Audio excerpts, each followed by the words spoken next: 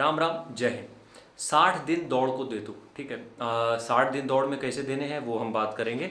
देखो, 60 दिन दौड़ में देने का मतलब यार ये है कि किसी भी तुम फिजिकल की तैयारी कर रहे हो, किसी भी लेवल का तुम्हारा फिजिकल है, अगर तुम 60 दिन डेडिकेटेड 60 दिन उस फिजिकल के लिए तुम दे देते हो, उसका फायदा क्या होता है उसके ऊपर बात करेंगे। देखो, 60 दिन में किसी भी ऐसे फिजिकल की तैयारी हो सकती है जिसका कि 800 मीटर, 1600 मीटर, 4800 मीटर आराम से तैयारी हो सकती है।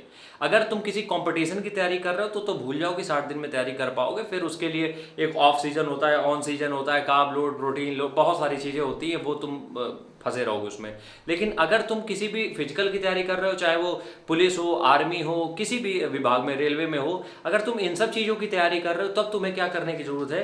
तब तुम्हें करना यार ये है कि तुम कभी भी जो चीज़ें कर रहे हो ना, तो उसमें क्या करो, 60 दिन दे दो बस रनिंग में, 60 दिन सिर्फ। अब 60 दिन को इसको तुम थोड़ा सा तोड़ना पड़ेगा। 60 दिन को कैसे तोड़ोगे? सबसे पहला काम क्या करना है तुम्हें, 60 दिन में जो पहले 10 दिन होने चाहिए, हम बार बार बोलते हैं 60 दिन में जो ये पहले 10 दिन होने चाहिए, वो 10 दिन होने चाहिए कि वो जो 10 दिन होते हैं ना 60 दिन में, वो तुम्हारे 10 दिन इस वजह से इसलिए होने चाहिए कि उन 10 दिनों में तुम सिर्फ ग्राउंड को समझो। मतलब कि तुम डेली जाओ, जरूरी नहीं है डेली तुम 20 किलोमीटर की रनिंग करोगे, तुम डेली जाओ रनिंग करने, ठीक है। रनिंग करने तुम डेली जाओ, और जब रनिंग करने जा रहे हो 10 दिन, तो अपनी चोट पे काम करो कि कहीं तुम्हें चोट ना लग जाए, या फिर किस वजह से तुम्हें चोट लग सकती है।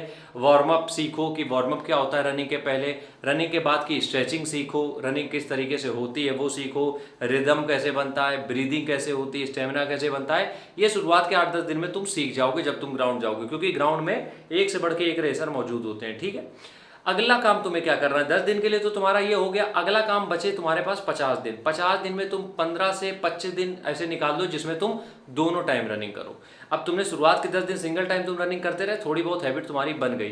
अब तुम्हें क्या करना है, 20 से 25 दिन या 30 दिन भी मान सकते हैं, तुम्हें क्या करना है, दोनों टाइम रनिंग करना है। एक टाइम, बहुत सिंपल फंडा है रनिंग निकालने का, ठीक है।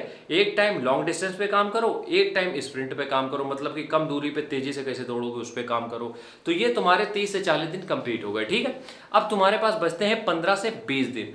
देखो, कभी भी जब भी तुम्हारी रेस में 15 से 20 दिन ही सिर्फ बच रहे हो, तो उसमें तुम ज़्यादा रिस्क मत लिया करो कि तुम दोनों टाइम दौड़ो, क्योंकि इंजरी के चांसेस फिर बढ़ जाते हैं। तो 15-20 दिन जब आखिरी के बचते हैं, तब सिर्फ तुम काम करो उतने पे जितना तुम कर चुके हो, इंक्रीज मत करो। जैसे कि अगर तुम 100 मीटर की 10 स्प्रिंट लगाते थे, 10 ही पे प्रैक्टिस करो, 11वीं पे मत जाओ।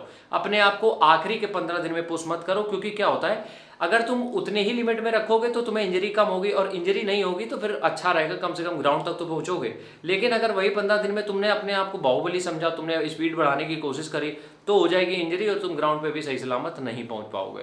तो इस तरीके से 60 दिन प्लान कर सकते हो तुम, बहुत सिंपल है रनिंग निकालना। फिर भी अगर दिक्कत हो रही तो व्हाट्सएप का नंबर हमने दिया था, उस पर कंप्लीट डिटेल ले सकते हो। राम राम।